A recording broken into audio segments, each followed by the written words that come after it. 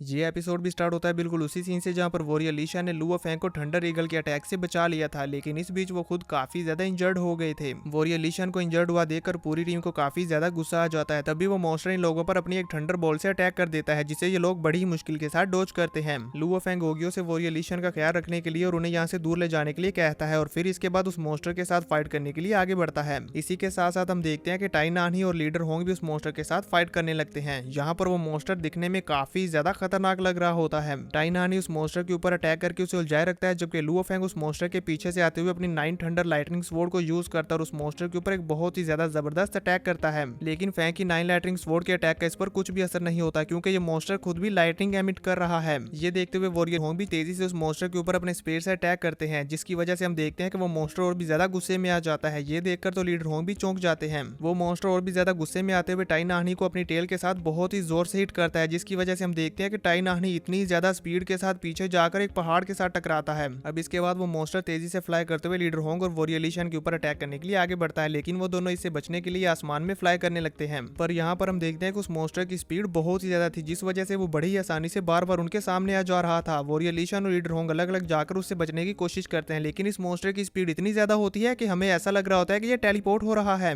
इसलिए वो तेजी से इन दोनों के सामने आकर अपने थंडर से उनके ऊपर हमला करता है, जिसे हम देखते हैं कि लुओ फैंग अपनी शील्ड से प्रोटेक्ट करने की कोशिश करता है, जबकि लीडर होंग अपनी डोमेन को बाहर निकालकर उससे बचने की कोशिश करते हैं। वहीं दूसरी तरफ टाई नानी भी खुद को संभालते हुए खड़ा होता है और जैसे ही देखता है कि लुओ फैंग खतरे में है, इसलिए वो जल्दी से भागकर उस मॉन्स्टर के पास जाने लगता है और फिर वहां आसमान में आकर उस मॉन्स्टर के ऊपर हमला करने लगता है। यहाँ पर हम देखते हैं कि लुओ फैंग उस मॉन्स्टर के थंडर अटैक से बच चुका होता है। अब ये तीनों मिलकर उस मॉन्स्टर के ऊपर अटैक करने लगे थे, जिस वजह से मॉन्स्टर के लिए भी इन्हें संभाल पाना थोड़ा सा मुश्किल हो रहा होता है, क्योंकि ये तीनों अलग अलग साइड से उसके ऊपर हमला कर रहे थे। इसलिए वो गुस्से में वहां पर अपनी लाइटनिंग को रिलीज करता है, जिससे इन तीनों को बहुत बड़ा झटका लगता है और ये नीचे की तरफ गिरने लगते हैं। लेकिन इसके बावजूद भी वो मॉन्स्टर नहीं रुकता, वो अपने एक और लाइटनिंग अटैक को इन तीनों के ऊपर करता है, जिसे टाई नान ही तो जल्दी से ब्लॉक कर लेता है, लेकिन लीडर होंग और लुओ फैंग दोनों ही बड़ी बुरी तरह से इसके साथ हिट हो जाते हैं। और इस थंडर अटैक का इंपैक्ट इतना ज्यादा था कि लुओ फैंग और लीडर होंग खुद को संभाल नहीं पाते और आसमान से नीचे गिरने लगते हैं। नीचे गिरते हुए लुओ फैंग सोचता है, लकीली मैं और first brother cloud ramming branch के आर्मर से प्रोटेक्टेड है, जिस वजह से हम पर इस लाइटनिंग का कुछ ज्यादा असर नहीं हुआ। अगर हम क्लाउड रमिंग ब्रांच के आर्मर से प्रोटेक्टेड नहीं होते तो फिर तो हम दोनों का हाल भी सेकंड ब्रदर की तरह हो जाना था।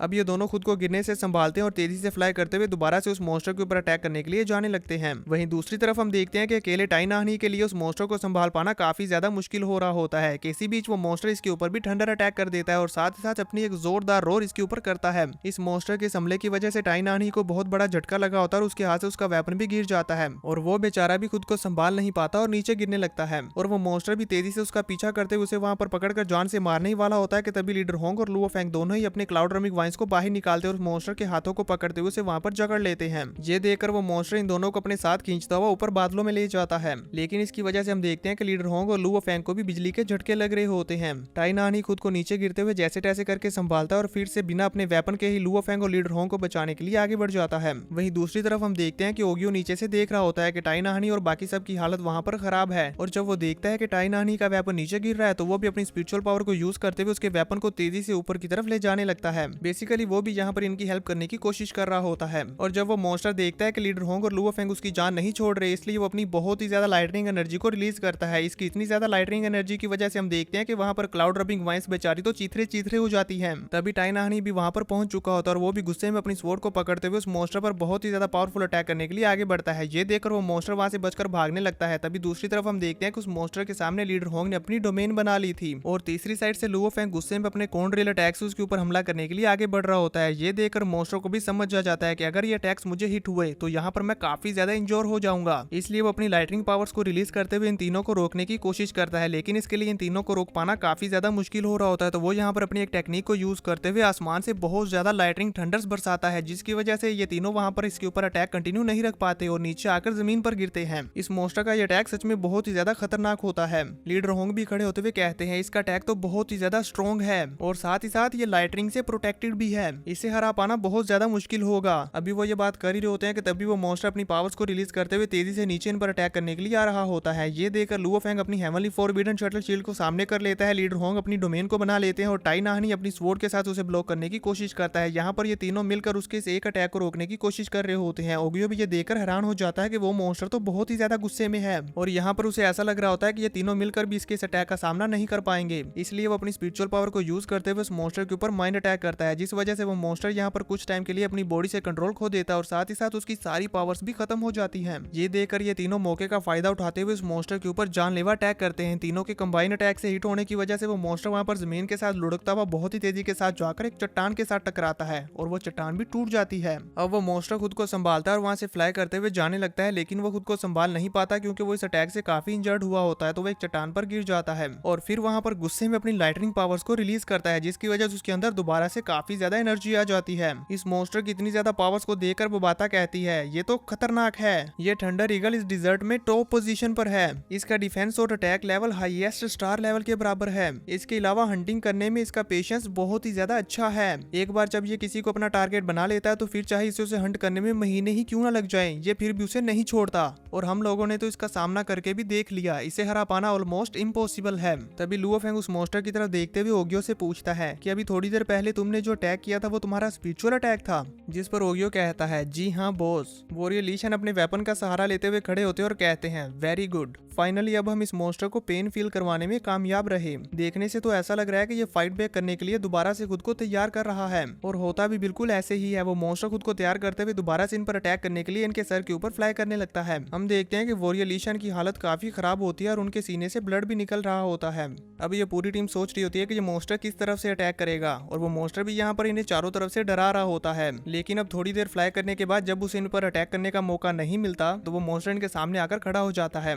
इस मॉन्स्टर की हालत देखते हुए लुओ फेंग को भी समझ आ जाती है कि हमारे पहले के स्पिरिचुअल अटैक से ये मॉन्स्टर काफी ज्यादा सावधान हो चुका है। अब ये यूं ही हम पर अटैक नहीं करेगा क्योंकि ये बहुत ही ज्यादा चालाक है। जिस पर लीडर होंग कहते हैं, अगर अब हम यहाँ पर थोड़े से भी केयरलेस हुए तो ये मॉन्स्टर हम पर अचानक हमला कर देगा। वो मॉन्स्टर भी दूर खड़ा इनके ऊपर रोर कर रहा होता है। अब जैसे ही वो यहाँ से फ्लाई करके ऊपर आसमान में जाता है और इन पर हमला करने का कोई दूसरा मौका ढूंढने की कोशिश करता है, तभी ये पूरी टीम बड़ी तेजी के साथ फ्लाई करते हुए वहाँ से भागने लगती है। वो मॉन्स्टर भी तेजी से इनका पीछा करने लगता है। अब इससे पहले कि ये मॉन्स्टर इन सभी पर अटैक करके इन्हें जान से मार पाता, वो सभी बड़ी तेजी के साथ एक माउंटेन में जाकर छुप जाते हैं और अपनी जान बचाते हैं। यहाँ पर वो मॉन्स्टर इन पर हमला करने की कोशिश तो करता है लेकिन वो इस माउंटेन के अंदर नहीं आ पाता। ये देखकर वो सभी भी समझ जाते हैं कि हम यहाँ पर सेफ हैं। लुओ फेंग वॉरियर ली शैन को संभालते हुए उन्हें वाटर ऑफ लाइफ देते हैं ताकि उनकी इंजरी हील हो जाए। वॉरियर ली शैन भी उस वाटर ऑफ लाइफ को ले लेते हैं और जल्दी से पी जाते हैं। लुओ फेंग कहता है, इससे आप कल फुली रिकवर हो जाएंगे। हम देखते हैं कि वो वाटर ऑफ लाइफ पीते साथ ही उनकी इंजरी हील होना शुरू हो जाती है। अब इसके बाद लुओ फेंग टाई नाहनी और ओगियो से कहता है, आज रात तुम दोनों को यहाँ पर पहरा देना और इस बात का खास ख्याल रखना है कि ये थंडर ईगल यहाँ अंदर ना आ पाए। जिस पर वो दोनों भी कहते हैं ओके।